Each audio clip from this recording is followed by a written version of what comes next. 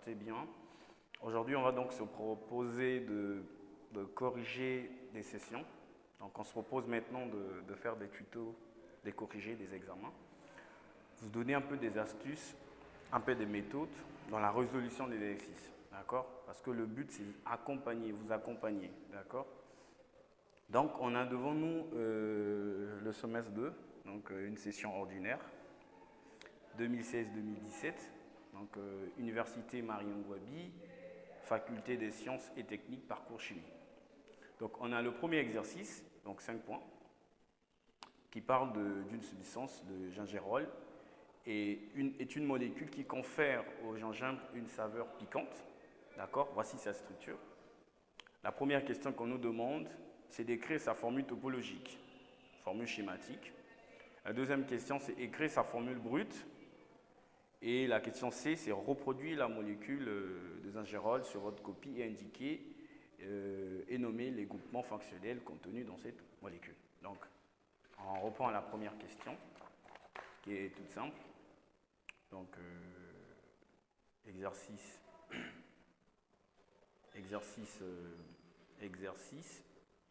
1, d'accord. Donc, l'exercice 1, on nous demande de donner sa formule topologique. Donc, je vais d'abord reproduire ma molécule, donc la structure sur ma copie, CH3, CH2, CH2, COH, non, CO, pardon, CH2, COH, non, OH, pardon, CH2, ok, CH2, CH2, CH2, après CH3. D'accord? Donc, je vérifie. Donc, 1, 2, 3, 4, 5, 6, 7, 8, 9, 10. D'accord. Donc, 1, 2, 3, 4, 5, 6, 7, 8, 9, 10. OK. Alors, on me demande d'écrire petit a, formule topologique. Alors, dans la formule topologique, on ne représente pas le carbone et l'hydrogène. Donc, à partir de cette formule semi-développée, si je veux trouver la formule topologique, je ne dois pas représenter le carbone et l'hydrogène. Voici le principe. Mais on peut le représenter si ces derniers sont associés à un hétéroatome. D'accord? Par exemple, l'hydrogène ici, je peux le représenter parce qu'il est associé à un oxygène. D'accord? Je peux aussi représenter l'hydrogène ici parce qu'il est associé à un hétéroatome oxygène. Ou tout comme je peux représenter le carbone parce qu'il est associé à un hétéroatome qui est l'oxygène. D'accord? Les hétéroatomes, c'est tous les atomes, d'accord, sauf le carbone et l'hydrogène. Et les métaux aussi, généralement. Donc, qu'est-ce que je vais faire? Je vais assurer. Donc, je vais barrer le carbone et l'hydrogène parce qu'on ne le représente pas. Donc, je barre là, je barre. Là, je laisse, je barre, je barre, je barre. Là aussi, ici aussi, ici aussi, ici. D'accord? Là aussi, je barre. Mais là, non. D'accord? Vous avez compris pourquoi? Alors, je représente mon noyau. D'accord? Regardez bien. J'ai O.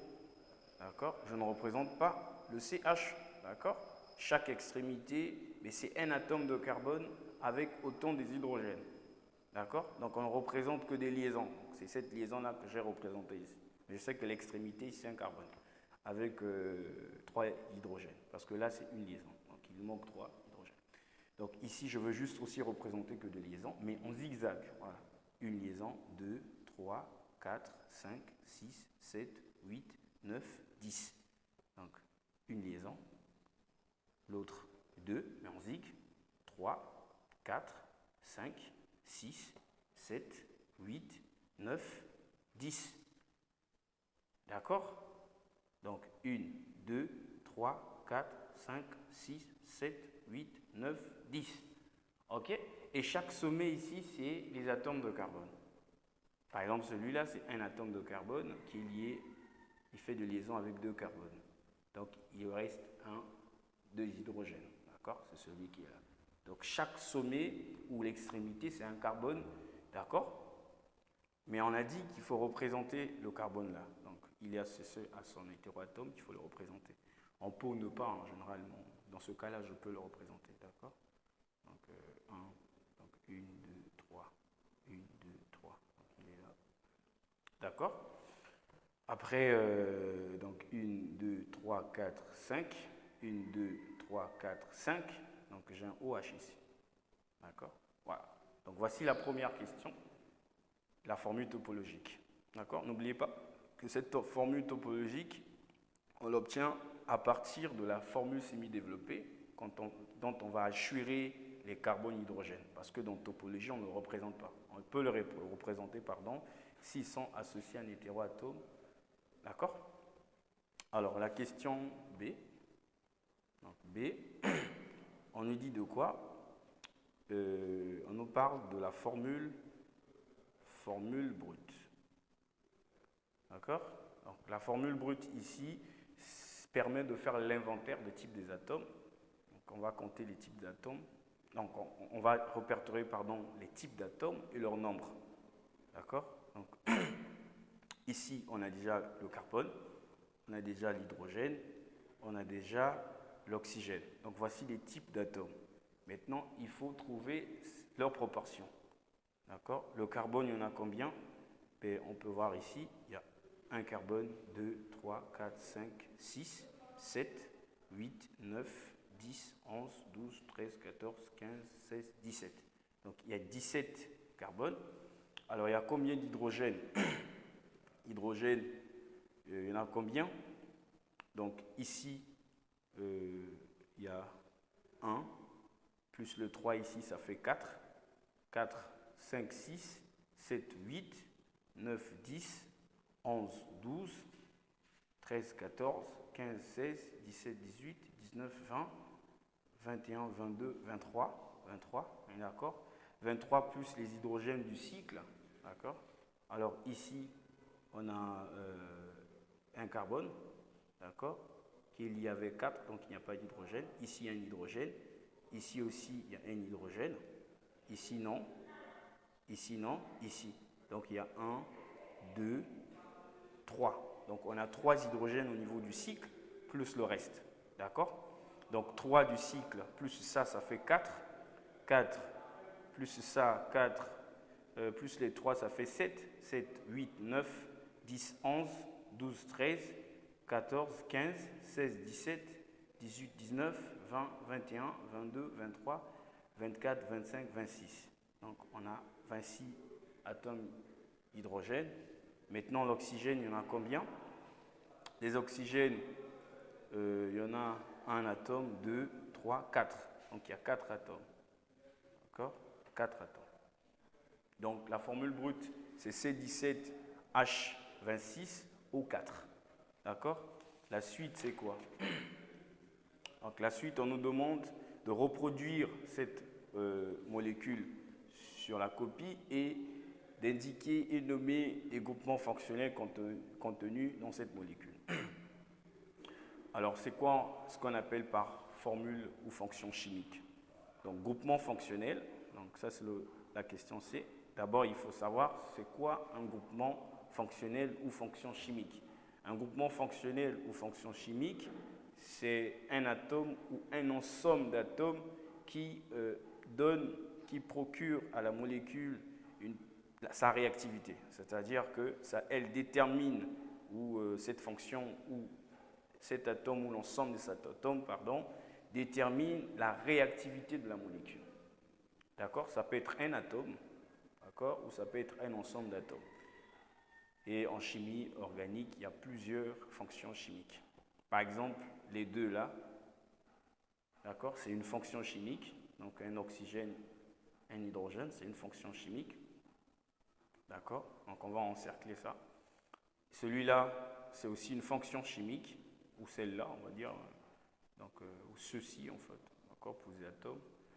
Donc l'oxygène qui est doublement, le carbone qui est doublement lié à l'oxygène, c'est aussi une fonction chimique, d'accord.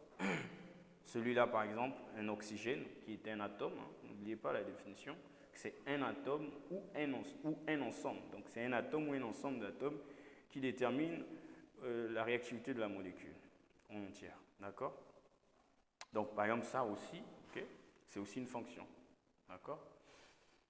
Et aussi ça, tout ça, c'est une fonction. D'accord? Donc, indiquer et nommer, d'accord? Les fonctions. Donc, on va appeler ça groupement fonctionnel.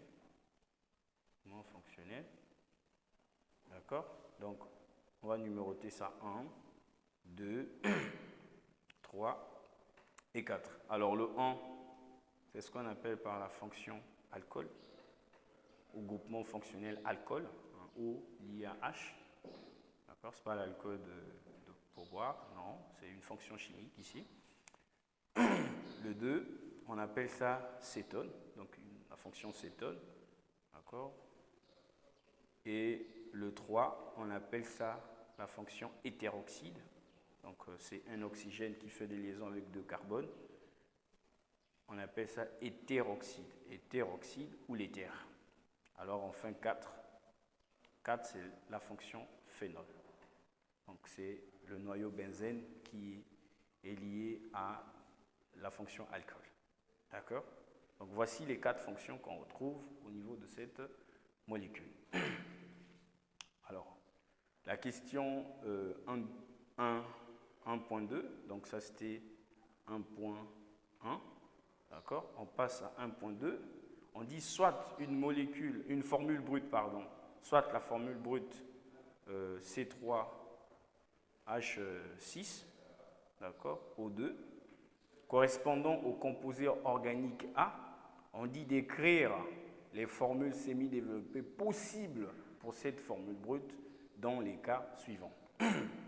Alors le premier cas, donc c'est le petit A, on nous parle de composé A, donc ce composé A ici, qui répond à cette formule brute, est un acide carboxylique.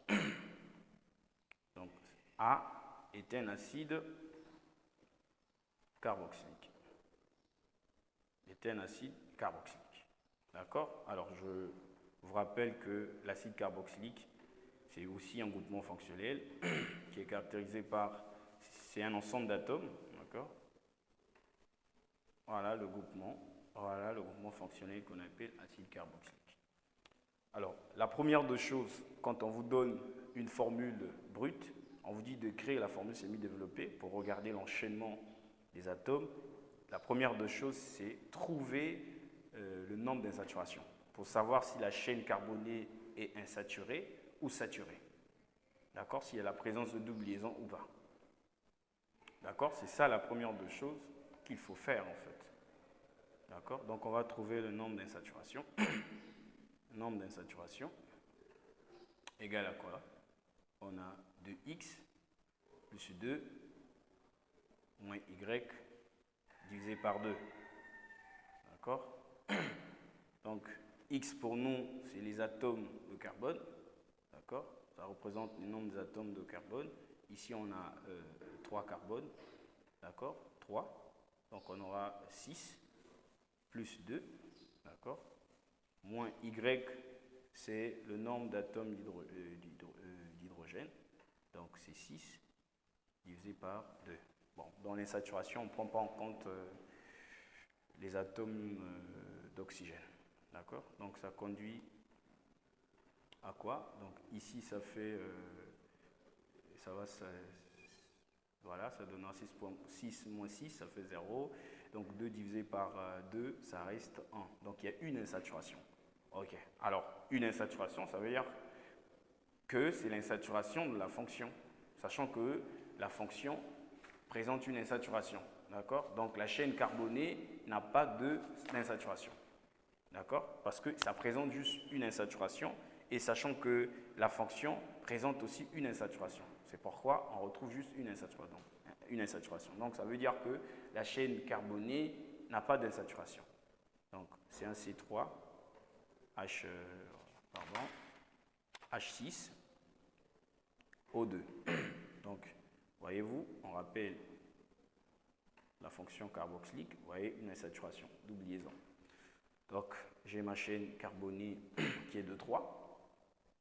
D'accord? Je sais que la fonction carboxylique se place toujours en bout de chaîne. D'accord? Voilà. Et donc, en respectant la tétravalence des atomes d'hydrogène, voici la structure. Donc, cette formule semi-développée répond bien et bien à cette formule-là. D'accord? Il y a 3 carbones, il y a 5, 6 hydrogènes et il y a 2 oxygènes. D'accord? Est-ce qu'il y a d'autres possibilités? Parce qu'on a dit les formules semi-développées possibles. D'accord? Est-ce que je peux avoir des isomères? Je peux créer des isomères de fonction? Non, parce que la fonction se place toujours en bout de chaîne, donc je ne peux pas déjà en avoir. Est-ce que je peux créer des isomères de chaîne? Mais non aussi, parce que je ne peux pas avoir une chaîne de 2 ici. À partir de 3, je ne peux pas avoir une chaîne de 2, je ne peux pas réduire à 2. C'est déjà pas possible. Est-ce que je peux avoir aussi des isomères de position? Non, parce que la position ici de la fonction est toujours en position 1, donc il est toujours en bout de chaîne. Donc en gros, il n'y a que ça. Donc dans le cas de petit a, il n'y a que ça comme formule semi-développée. Alors, dans le cas de B, qu'est-ce qu'on dit? On dit que A est un ester. Est un ester. Alors, je vous rappelle la formule ou le groupement fonctionnel, ester. D'accord? Donc, c'est ça. C'est la fonction acide qui se voit, qui est substituée par son atome d'hydrogène. C'est ce qu'on appelle par la fonction ester. C'est la fonction acide qui est substituée, dont l'hydrogène a été remplacé. D'accord? Donc, je peux avoir, je sais que j'ai 3 carbones. Donc, avant l'oxygène ici, je peux avoir une chaîne de 2, possible. Hein? OK? Chaîne de 2. D'accord? Donc, ici j'ai CH3, ici j'ai CH3. Ça, c'est une possibilité. D'accord? Petit 1. Je peux aussi avoir, avant l'oxygène, une chaîne de 1 carbone. Chaîne de 1 carbone, c'est aussi une possibilité. Et après l'oxygène, j'ai la chaîne de 2. Voilà. OK? Voilà les possibilités ou les formules semi-développées lorsque A est un ester. D'accord? Voilà. Petit c. On dit que le composé A est un composé à fonction mixte qui possède d'une part les groupements carbonyles et d'autre part hydroxyle. D'accord? Alors, carbonyle, donc on dit, lui, il est composé mixte, donc il porte 2 types de fonctions. Donc, il y a carbonyle. Alors, quand on parle de carbonyle, c'est un O, c'est un carbone qui est doublement lié à un O, d'accord? Donc, dans ce cas-là, on fait allusion à soit une cétone ou soit un aldéhyde. D'accord? Donc, il n'y a que 2. D'accord? Parce que cétone et aldéhyde dérivent bel et bien du carbonyle. D'accord?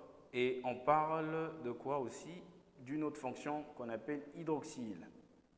Alors, quand on parle d'hydroxyle, c'est la fonction alcool. D'accord? Le OH. Donc, si c'est un composé qui est polyfonctionnel, qui possède 2 fonctions, donc on peut avoir soit, donc on a d'abord notre chaîne carbonyle de 3. La fonction cétone, généralement, il ne se place pas en bout de chaîne, il est au milieu, cétone. D'accord? Et de ce côté, je peux placer soit, donc je peux le placer ici, soit ici la fonction alcool. D'accord? Voici la première molécule, donc la première formule semi-développée qu'on peut avoir. D'accord? Dans le cas où on utilise cétone. Donc on peut utiliser aldéhyde. D'accord? On peut aller avec aldéhyde. Donc aldéhyde, il se place toujours, donc je remets, c'est la chaîne de 3, il se place toujours en bout de chaîne, l'aldéhyde. Donc ici, je peux soit placer ma fonction au niveau du 2e carbone, c'est une possibilité, d'accord? Ou soit, donc ça c'est le 1, ici le 2, ou soit je peux placer ça à l'extrémité là, donc 3, je peux le placer ici. Donc j'ai carbone, carbone, carbone, 3 carbones, j'ai ma fonction aldéhyde, et je place ma fonction alcool ici. Voilà. Donc voilà les différentes formules semi-développées possibles qu'on peut avoir dans le cas où A est un composé mixte. D'accord? Super. Donc, on au revoir pour l'exercice 2, la suite. D'accord? Merci beaucoup. N'hésitez pas à vous abonner et de liker cette vidéo si cela vous a plu. Merci.